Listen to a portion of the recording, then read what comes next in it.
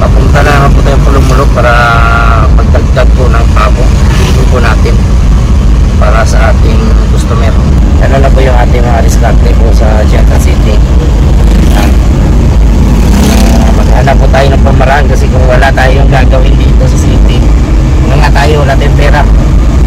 So yung manok naman po, madami tayong pwedeng pagkakitaan, so madami tayong contacts, kaya maghanap po tayo, kuha pa po tayo mga sisiyo ngayon para itambak sa ating manukan para may pakita tayo sa ating na customer pag may pumunta, may ano tayo, may maibigay tayo, may maibenta po tayo.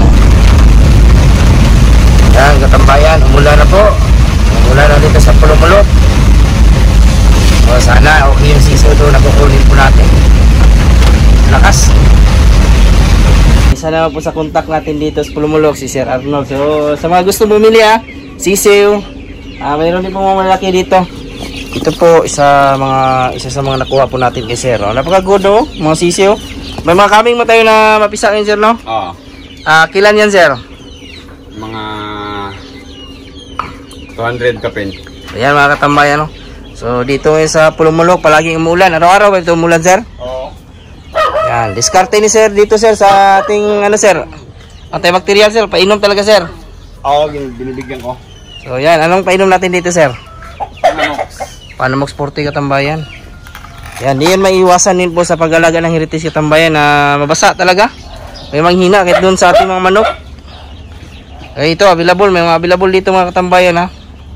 So, walang may maaari dito, Sir, no? Wala. Yan, madami dito. Naka-range. Yan, kakahinto lang po ng ulan. So, yan na po yung transaction natin katambayan. Isang dalawang pabo. At, yan, sisiyo natin. At saka yung itlog po natin, no? So, kahit pa paano makakita tayo ng konti dito. Sa ngayong araw na ito. Malaking tulong na yan. Yan, ito na po yung ating sisiyo katambayan, no? Nasa 21. So, may free na isa din po ito sa ating kaibigan. At yung isa nito ipapadala din po natin na free.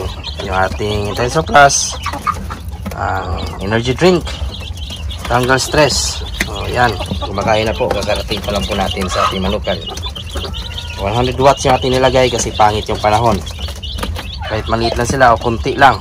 So, yan po yung ating diskarte si Sisiyo. Ipapadala natin ito bukas kasi meron na po nag-contact sa atin.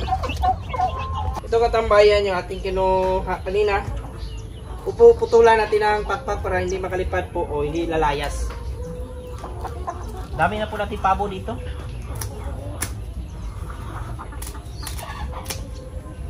Maganda na yung makasiguro tayo. Baka lumayas ba? Sayang yung ating binili. Ganun po yung mga diskarte natin.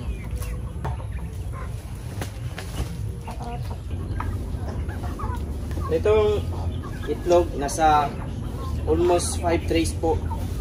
100 po na siso yung order sa atin. So ganito karami yung ating ipapaload para sa ganon. Sa 150 po ilagay na lang natin. Kahit mapisa po dyan yung 100. Sigurado na po yung ating order po na 100 na siso worth 10,000. So ito, magagamit na rin po natin yung ating incubator po sa loob po ng 2 buwan. Nahinto po natin kasi humina, nagpa-install na po tayo sa sisiyo. Pero ngayon ay nagano na tayo, maglo-load po tayo. Madami na yung order sa atin. Next week maglo-load na naman po tayo ng 150 para sigurado ang income po natin. So ito na po lahat yung ating itlog katambayan, no? Ilo-load po natin dito sa ating incubator. So ayan na po. Tagal-tagal natin dito nagamit. Isa na po magandang araw po sa ating lahat mga katambayan. At yan nga, may coming po tayong order po na 100 sisiw. Sa susunod pa na buwan po natin yun i-release kasi scheduling po tayo. Kumbaga 1 month before yung ating customer ay dapat mag-advance na po siyang magsabi o mag-order sa atin. At yung pinaka-importante po sa lahat, down payment. So, yun po yung aking hiningi po sa kanila. Willing to wait po silang maghintay o willing to wait po sa sisiw. So, ini-explain po natin yan. Yan yung isa sa mga diskarte ko po para hindi po tayo malakihan ng gasto sa ating pagsisisiw. Yung aking binibigay naman po nasa 7 days old to 14 days old. Kumbaga week old. Dalawang vaccine na po yan. Ayun po yung diskarte ko po para sa ating sisiyo. Kung tayo po halimbawa wala pa tayong customer at magpuproduce tayo ng sisiyo, may malaki kasi posibilidad na maabutan po yan ng 2 linggo yung ating sisiyo bago ma-ibenta po natin. Kaya yung akin, hindi po ako naglo-load hanggat wala po tayong order, wala po tayong sure buyer, walang down payment. Yung nakaraang buwan po natin, 2 buwan, hindi po tayo nag-load sa ating incubator. May pagkakataon na isa lang ata, isang beses lang po tayo, kunti lang yung nabisa. Yung aking ginawa na po sa sisiyo, nagpa-insel lang po tayo para sa ganon ay sure po tayo na may buyer bago ako kumukuha ng sisiyo sa ating mga kaibigan. May down payment na din po. So ganon po, may mga biglaan kasi na mga customer na bumibili sa atin na wala tayo ngayong araw, kaya pupunta po tayo sa ating kaibigan. Minsan laway din po yung ating kapital o kumbaga tiwala, kasi hindi po tayo nagbibigay agad ng pera po sa ating mga kaibigan. Sa kanila po tayo nagbibigay pag nagbayad na din po yung ating customer o pag kaliwaan na po yung bayaran, saka po tayo binibigay natin o binabayad na o magbabayad tayo sa ating mga kaibigan. Yun po yung pinakamagandang discount po natin ngayon. At dumadami na din po yung ating customer ngayon na bumibili ng sisiyo. Bare months na po, kung nakikita nyo po, marami tayong mga pabo po. Kasi yung pabo, talagang walang lugi po sa pabo pagdating po ng December. Yung mga breeders natin ng mga babae, nabibenta na rin po. Pero ang pinakamabenta po talaga sa pabo ay yung pang lechon. So yan, marami na rin po yung papareserve sa atin. Down payment din po yung ating inihingi para hindi po makatakbo. So ganun po yung ating diskarte. Sigurista po tayo. Sinusigurado ko po na hindi po tayo tagilid pag ganun yung transaction po natin. Sa sisiyo naman po kasi, kung tayo magpo-produce ay malakihan talaga tayo ng gastos, lalo na po sa kuryente. Ang kuryente nga lang, malakas kumain yung mainit na ilaw. So yun yung pinaka malakas dyan. Yung feeds po, pagtungtong po ng 2 weeks ng sisiyo, pag hindi pa nabebenta, talagang napakalakas kumain po. Kaya yung akin lang po, safety first po tayo. Walang down payment, wala pong load. Yun lang po ay kung sakaling ayaw natin mag-produce.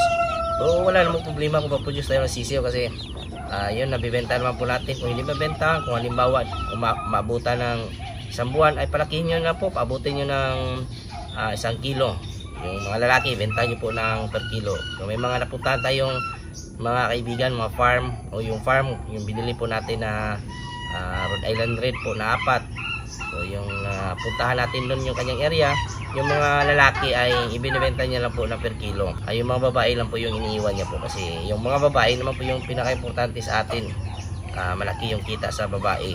So yan po yung diskarte nyo po, diskartihin nyo po, kumbaga gawin nyo kung sakaling mananganin po kayo, kasi yan po yung aking ginagawa. Sa itlog naman po natin, naging kapital natin no, nasa 2.5.